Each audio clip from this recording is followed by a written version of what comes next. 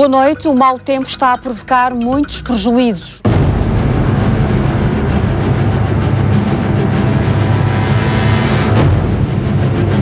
O mar provocou elevados prejuízos. Várias famílias ficaram isoladas. Foi arrastado pela corrente. Árvores, pedras, lama.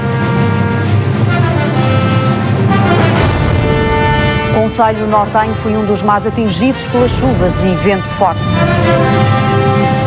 Vi a água estar a transbordar a ponte, nunca tinha visto coisa na minha vida. Mas desta vez foi sem esperar.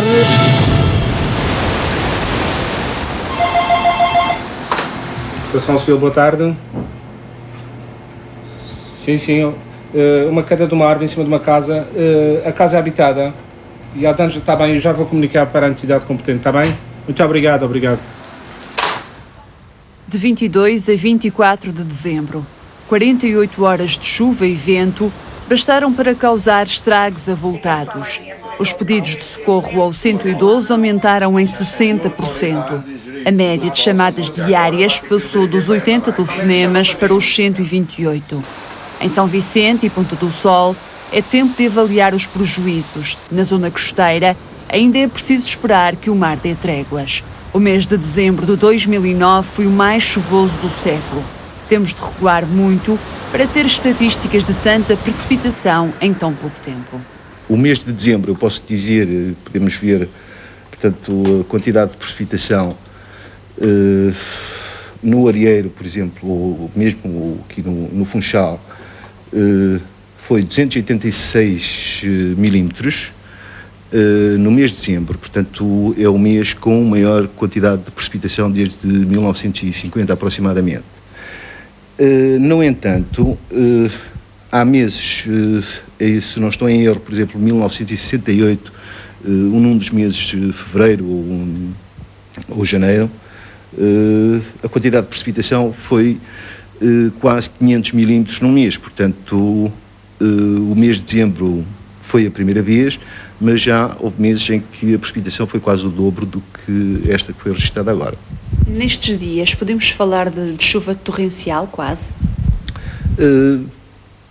Não chuva torrencial, mas sim chuva bastante intensa e bastante forte.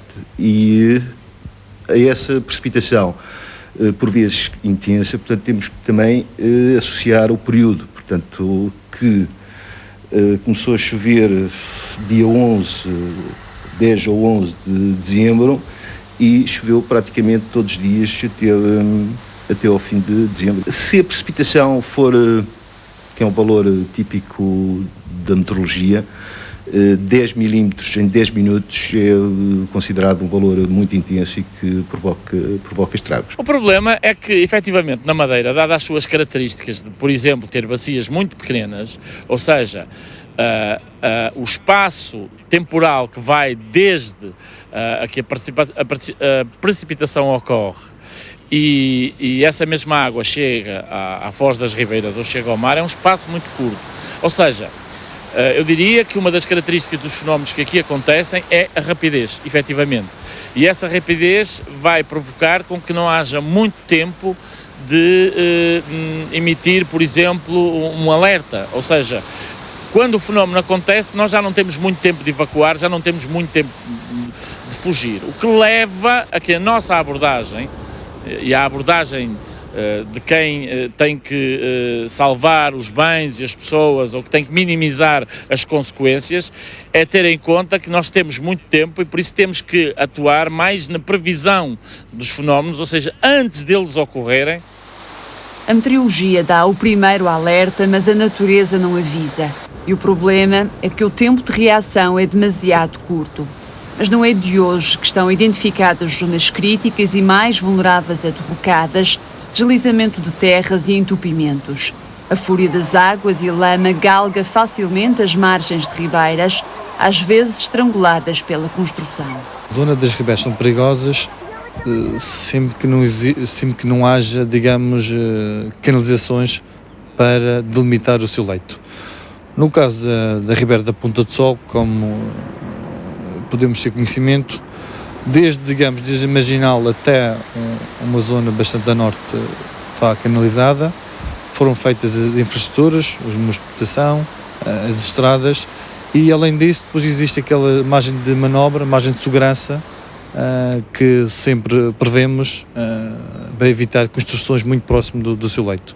Portanto, no caso da Ponta do Sol, penso que a situação está salvaguardada. Cada vez mais nota-se as pessoas preocupadas na aquisição dos seus terrenos. Muita gente, antes de construir ou antes de fazer uma compra, costuma vir à Câmara, perguntar aquela zona em termos de PDM como é que é, se é segura, coisas do género, digamos assim. Temos notado, digamos, uma maior preocupação por parte da população nesse âmbito. O leito de uma ribeira pode ser ocupado, mas terá que ser ocupado, por exemplo, com algo que seja temporário, um jardim, só para dar um bom exemplo, um parque aquático, como acontece e existem cá, parece-me ser um bom exemplo. É uma ocupação temporária, normalmente de verão, portanto no inverno não tem lá pessoas, não são infraestruturas significativas, portanto o que é que isto quer dizer? Nós temos é que ocupar o território de acordo com as condicionantes. Não ter em conta essas condicionantes pode levar, com certeza, ao desastre. Portanto, esse é um dos papéis fundamentais, ou seja, fazer uma avaliação de quais são os fenómenos e depois ocupar o território. Mas nem só isso é importante. Portanto, aquilo a que nós chamamos a vulnerabilidade, ou seja, a capacidade que as pessoas têm de resistir ao fenómeno é também muito importante. Expliquemo-nos. Portanto, nós podemos ter um fenómeno, e vamos falar de um exemplo. Nós tivemos, por exemplo, um tsunami na Ásia e há o caso de uma jovem que, por ter estudado na escola, conseguiu identificar o tsunami e na praia onde ela se encontrava não faleceu ninguém. Porquê? Porque a vulnerabilidade dessa pessoa era muito pequena, ou seja, um cidadão educado, um cidadão que tem conhecimento e consegue avaliar quais são os fenómenos que podem pôr em risco ou a sua vida ou os seus bens, tem menor probabilidade de ser atingido. Como se previa que fossem algo chuvas fortes e também ventos fortes, tínhamos determinados meios, como por exemplo motosserras, motobombas e equipamentos e outro tipo de equipamentos que pudessem auxiliar e que normalmente estão colocados ou estão numa segunda linha, se é que assim se pode dizer, numa situação normal. Todas as pessoas deveriam de ter a preocupação de pensar que cada um é importante para conseguir resolver este tipo de situações. E por isso mesmo, quando nós fazemos os alertas, sejam eles quais forem, também temos que ter, as pessoas têm que estar sensibilizadas que esses alertas não deverão cair só, ou não deverão ser só necessários e para determinadas entidades, deverão ser uma preocupação de todos. As pessoas respeitam um pouco isso? Eu penso que deveriam de respeitar mais. Hoje, nenhuma autarquia da região tem aprovado o mapa de risco. O documento está à espera da boleia da revisão dos planos diretores municipais. O Governo declina responsabilidades na matéria. Aqui, as câmaras têm competências próprias. Para já não está feito grande coisa. Nós agora, com a revisão do PDM, temos atenção, vamos ter atenção à carta de riscos, o plano de emergência, para prevenir e para termos um mecanismo para desencadear quando aconteça casos de temporal, ou no mar, ou em terra, como aconteceu nas vésperas de Natal com a enxurrada nas ribeiras, para termos um mecanismo para desencadear um serviço de urgência e também de atuação para salvaguardar algum bem material e também das populações. Vai-se apostar sobretudo na prevenção? Sobretudo na prevenção, porque com a experiência que temos com a natureza, que não avisa, de vez em quando vem de repente, como foi o caso do mar, não estávamos à espera, e também no caso da Ribeira foi uma enxurrada que na zona